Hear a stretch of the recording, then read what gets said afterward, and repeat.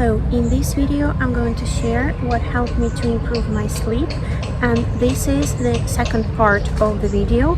I have the part 1 and I will leave the link to it in the description in case you'd like to see this part as well. So I'm continuing with the tips which were useful for me and helped me to get rid of my insomnia. Well, not to get rid completely of course, but that really made it better. And yeah, I'm still struggling of course, but not as bad as it was before.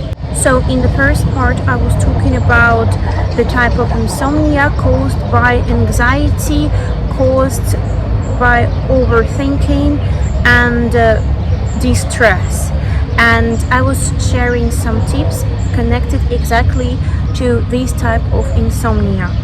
And speaking about that, I'm continuing to share the next tip, which is similar to what I said before.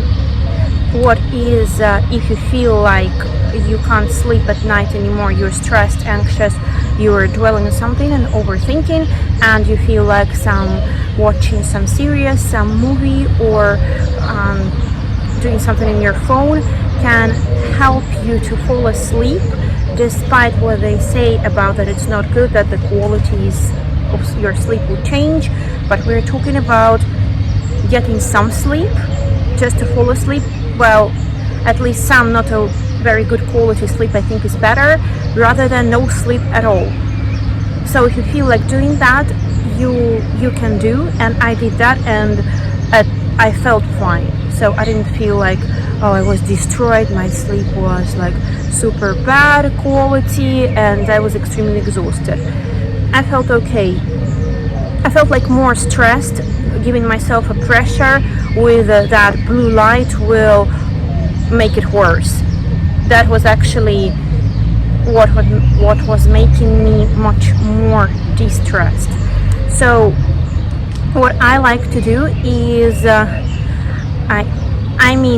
I think most people do it anyway in their life. It's like maybe daydreaming, but you are creating some movies in your head, like fantasies in your head about something what is not connected really to your life. So when you fall asleep, you may think, for example, dream about your future, think about something positive about your own life.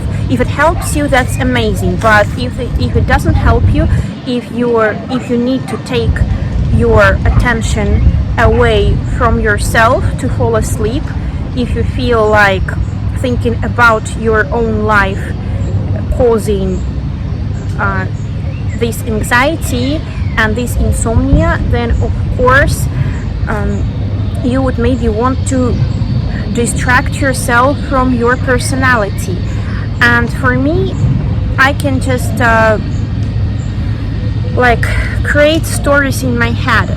So I'm kind of watching a movie being created by my own self in my own head, and that's good because then you don't have to switch the TV off, you don't have to switch the phone off, and there is no blue light or anything like this, and you just falling asleep like that without any problem. For me it works really well, my fantasy is great, and I think that for most people who are overthinking, your fantasies are probably great. So I think this one could be very useful. Let me try to give a better example of what it could be. So I don't even know how to explain that, because I think it's basically like you're creating series, movies, short episodes in your head, thinking about whatever you want. Like, let's say I imagine some girl, she's living there, she's doing this, she's dating this guy, then they have problem with this guy, and then she argues with her mother, like all this kind of story of her life, which I kind of watch only in my head. So fantasying, basically, imagining something, dreaming, and that way I fall asleep because it's not my life and it's not my problem, and I can that way relax myself and fall asleep. Yeah, very useful really things I've heard. What I mentioned recently is actually like imagining your ideal life, what your life could look like, but for me it doesn't work because it wakes me up. It doesn't calm me down, it more like wakes me up, and for me it doesn't work because it makes me to think more about my situation, think about solutions of my situations, and it provokes like my emotions. It makes me more active, so it doesn't give me any possibility to fall asleep better. And I think for me that could be a good exercise in the morning or in the afternoon, like when I'm full of energy, when it's time for action, not when it's time to sleep, and no, it's when it's time for actually no action. And another thing I wanted to say about that is I think you may already heard about it. It's like not going to sleep with a full stomach. Honestly, I think it's all very, very, very individual. You can't tell someone, have this lunch, have this dinner, eat this, eat that. You know your own body. You know how it works. You can listen to tips, advices, but I don't think you should follow any advice exactly, and that is actually what really helped me, because all these tips, like most of the tips I've heard, which probably are overall decent and could help other people, they didn't really work for me well. So that's why I'm saying that you should implement it to your own lifestyle, to your own individuality, and do things the way you feel they're benefiting you.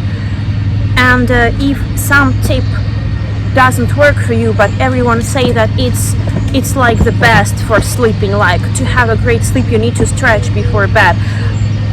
I know some say that if I stretch before bed, personally I get more energy and I can sleep at least for 5-6 more hours.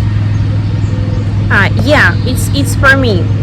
But on the other hand, let's say if you stretch before bed and you are like me, it makes you more active. It doesn't calm you down, it makes you like more active, and you feel more energized in the evening, and it keeps you up for 5 more hours or 6 more hours like me. Maybe it's actually good for you, because in 5-6 hours, yeah, you're going to sleep very late, but you actually fallen asleep quick because these stretches made you really, really tired and made you fall asleep quick and have a profound deep sleep till the morning, and you didn't wake up anymore. Maybe that's the good way for you to go. So like, I really think that the only tip which is useful for everyone and really could be helpful for everyone is not to fight with your own thoughts, with your anxiety at night if it bothers you during the night. And everything else you should figure out yourself, really. And that's, I think, the most important thing and the most important, if I can call it, advice I can give.